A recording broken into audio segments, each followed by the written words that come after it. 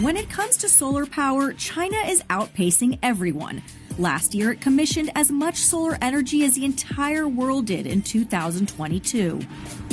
The driving that China has done of the clean energy economy actually has been really, really beneficial.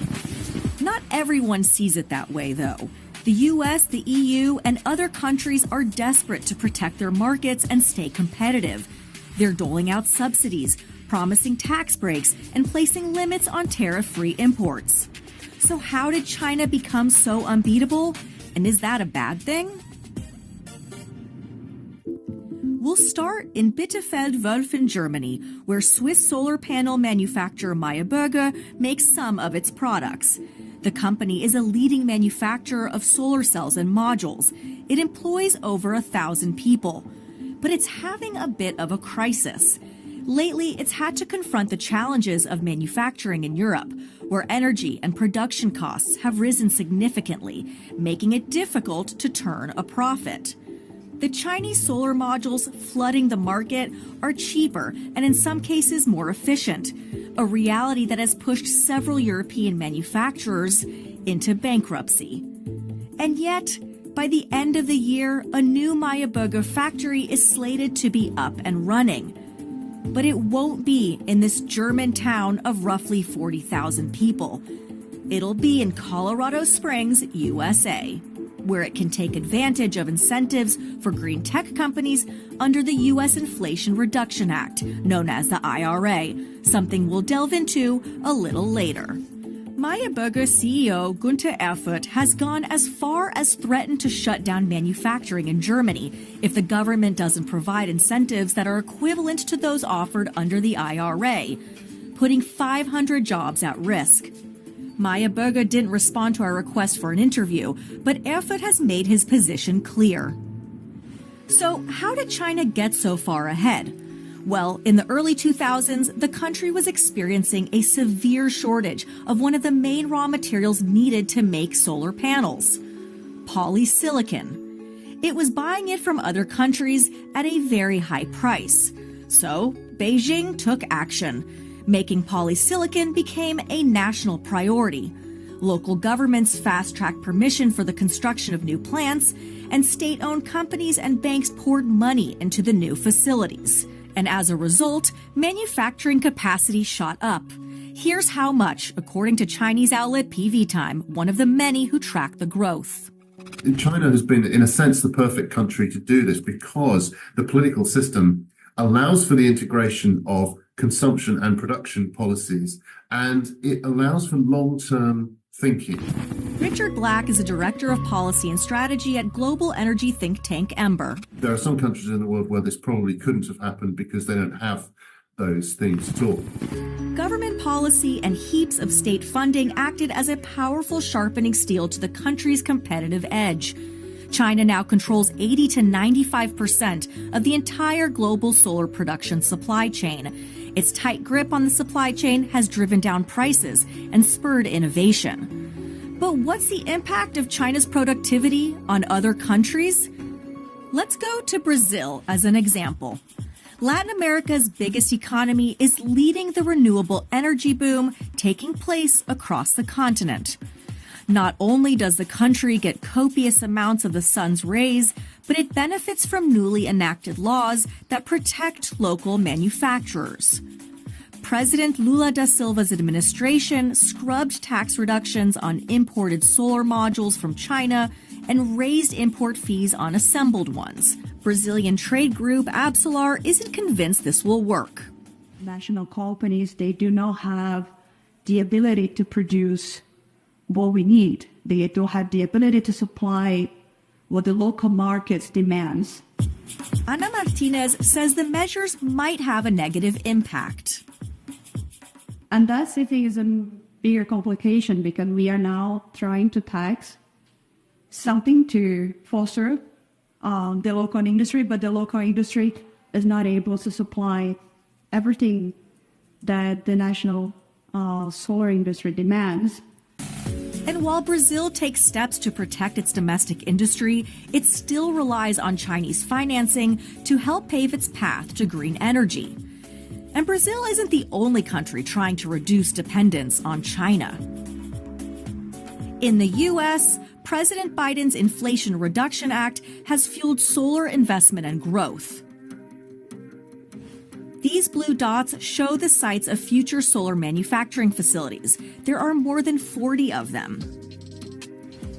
For Maya Berger, building a whole new plant in Colorado Springs gives it access to tax credits up to $1.4 billion, as well as get state support and a hefty loan from the U.S. Department of Energy, none of which it would get if it expanded manufacturing in Germany. But companies planning to begin or expand operations in the U.S. shouldn't get too comfortable just yet. If Donald Trump wins a second presidential race, the solar subsidies could be in jeopardy. His advisors have said that if elected, Trump will look to cut much of Biden's plan and loosen restrictions for fossil fuel producers again. Though at this point, there may not be as much global buy-in. It's hard to see that working, really, especially as many other countries are also planning to increase their fossil fuel production at a time when global demand is going to shrink. But how did Europe lose its way in the first place? So Germany's role back in the early 2000s was extremely important. Germany created the first real continuing big market for solar panels. Generous government subsidies in Germany and Italy helped drive down costs. By 2010, the EU had doubled growth in the solar sector from the previous year. But soon, solar equipment from China began to flow into the market, selling for less than what it cost to make its equivalent in Europe. China was subsidizing heavily solar modules, so they came up with dumping prices on the market, and there was no control from the European side on it. Claudia Kempfert is an economist and energy expert. The European solar producers, especially the German ones, could not really compete with China. European solar panel makers like Con Energy and Solar World struggled to stay afloat. As China took steps to increase its manufacturing power, Europe took steps to protect its market from cheaper Chinese products. In 2013, the EU imposed limits on tariff-free goods coming from the country, but it was too little, too late. In Germany, we lost over 100,000 jobs in the solar sector because of this heavy subsidizing of solar modules in China. And we had a huge debate of whether or not the energy transition is costly or should we do it or not. And all this came to the situation that we were not the solar market leaders anymore. But is it so bad if China dominates the market? Today, solar-powered energy is the cheapest form of electricity for the majority of countries that use it, and that's thanks to China's output. And the price of installation keeps dropping. Estimates put the cost somewhere between $300 and $900 per kilowatt by 2030. Though it's not all positive. Japanese electronics giant Panasonic shut down production at its solar panel factories at home and in Malaysia a few years ago, choosing to outsource it to a subcontractor instead. And the U.S. arm of South Korea's LG shut down its plant in Huntsville, Alabama in 2022, citing higher costs for materials and logistics, along with severe supply issues. And remember Maya Berger from the beginning of this video? They want to stay in the game, but it's too expensive in Europe. We should not be too dependent on imports of solar modules and produce our own solar modules in Europe, in Germany as well, and keep the jobs also here. And there is a market advantage if we would do so and not keep or leave the whole market dominance to one nation, which is China.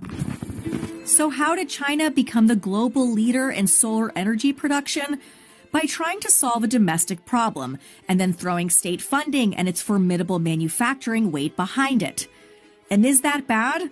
It helped drive global investment and renew the commitment to solar power.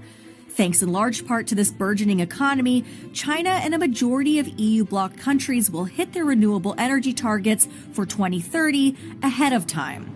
And in the race for more solar energy capacity, Europe is ahead one decade, China is winning the next. Latin America and the U.S. throw their hats into the ring. But it's consumers and clean energy advocates that emerge victorious. If you're a government that's in favour of international trade, and most European governments are in favour of international trade in principle, then you can't really complain when companies in another country start producing something that you want, and they're producing it really cheaply and so on, and exporting it to you. That's just part of life.